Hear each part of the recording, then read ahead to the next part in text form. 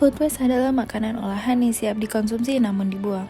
Penyebab food waste adalah menyediakan makanan terlalu banyak, sehingga bersisa yang akhirnya terbuang.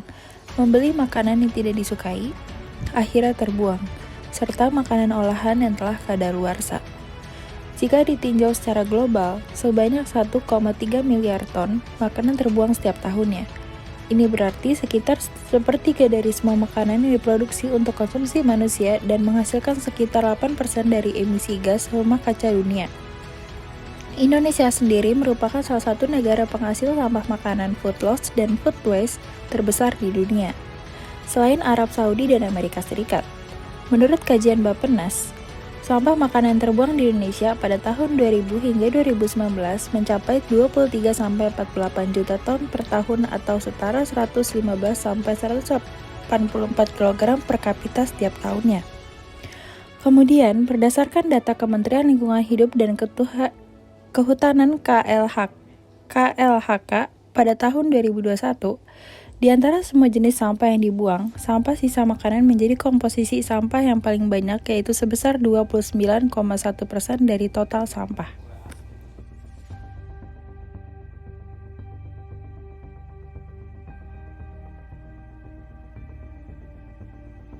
Nampaknya, perilaku membuang atau menyisakan makanan masih sering dilakukan bahkan dianggap sebagai suatu hal yang sepele bagi banyak orang. Akan tetapi, sebenarnya terdapat alasan lain yang mengharuskan kita tidak membuang makanan. Makanan yang terbuang akan menjadi limbah dan menjadi sebuah permasalahan serius hal yang harus kita hadapi karena banyak menimbulkan berbagai kerugian. Salah satunya bagi lingkungan. Untuk setiap makanan yang terbuang, di dalamnya juga terdapat biaya lingkungan yang harus dibayar. Misalnya, air selalu digunakan dalam setiap tahap proses produksi makanan. Saat ini, sekitar 70% dari sumber daya air tawar global yang tersedia digunakan untuk mengairi tanaman dan menghasilkan makanan. Pengemasan dan pengangkutan makanan juga membutuhkan air. Ketika membuang makanan, semua air itu juga terbuang sia-sia. Begitu juga air di dalam makanan yang terbuang, misalnya buah yang mengandung air. Air yang terbuang tersebut setara dengan sekitar 170 triliun liter atau 45 triliun galon air per tahun. Menurut WHO, jumlah minuman air yang dibutuhkan setiap orang per hari adalah sekitar 15 hingga 20 liter. Jika sebagian kecil dari air yang terbuang dapat diselamatkan, hal tersebut sangat membantu dalam menyediakan air bagi orang-orang yang di seluruh dunia. Membuang-buang makanan artinya membuang begitu banyak air, sehingga jika digabungkan dapat menutupi semua kebutuhan air rumah tangga dunia. Cukup menimbulkan kerugian, bukan?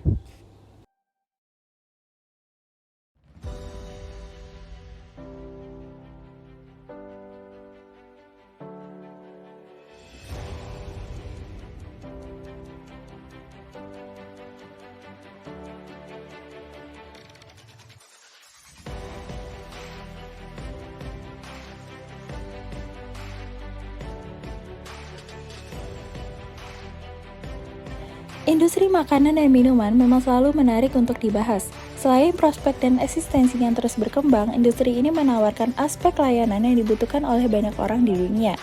Dalam upaya pelayanan terbaiknya, industri restoran juga menyediakan beragam jenis pelayanan restoran yang dapat memanjakan pengunjung atau dapat disesuaikan dengan kebutuhan. Salah satu contohnya yaitu Warung Sunda Bumi Sadayana. Warung makan berkonsep dan bercita rasa Sunda ini berdiri pada tahun 2021. Rumah makan ini pertama kali dibangun di Jalan Siliwangi, Pondok Benda, Kecamatan Pamulang, Tangerang Selatan. Terdapat 50 menu lebih yang dapat dipilih. Menu sangat beragam, akan tetapi yang sering dipesan ada sayur asem, kepala kakap nanas, dan ayam kalasan.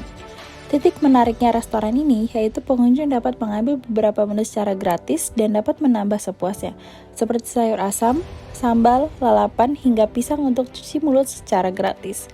Namun tidak untuk dibawa pulang.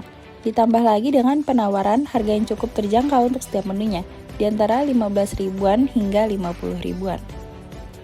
Hal ini tentu membuat para pengunjung ingin mengkonsumsi dan mengambil cukup banyak makanan dikarenakan harganya yang terjangkau. Mulai dari sinilah terbentuk adanya budaya food waste dari Warung Sunda Bumi Sadayana Pamulang.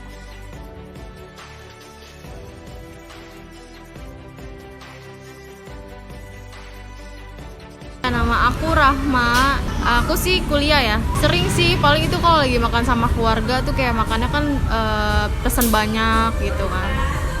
Paling sih kalau kayak gitu dari pegawainya dibilang kalau jangan terlalu banyak sih, jadi ntar makanannya nggak jadi banyak sisanya gitu sih. Enggak sih, contohnya banyak kayak lalapan nih yang nggak habis, terus kayak kebanyakan lauk juga sih bisa ya, jadi nggak kemakan juga, terus jadi mubazir sih.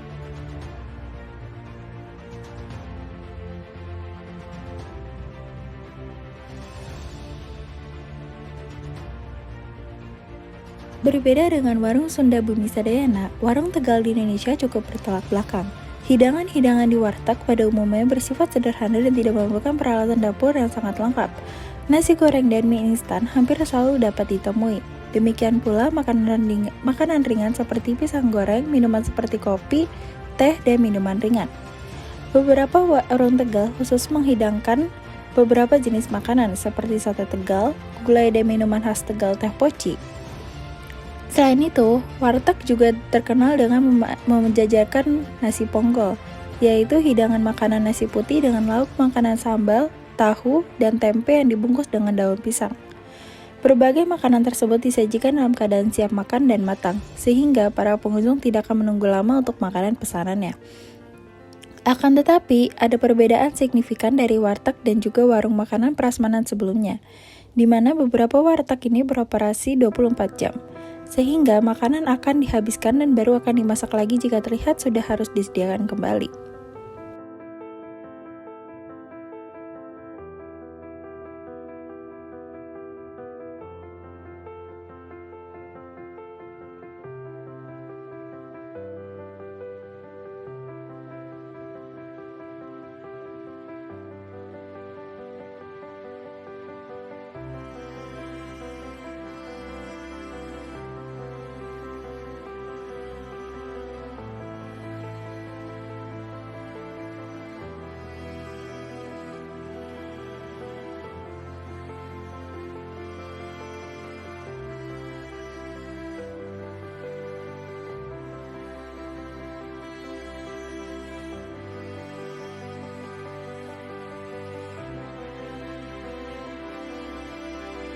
Kenalkan nama saya Nafisa Fitri. Saya sebagai karyawan di sini. Biasanya ada teman di sini.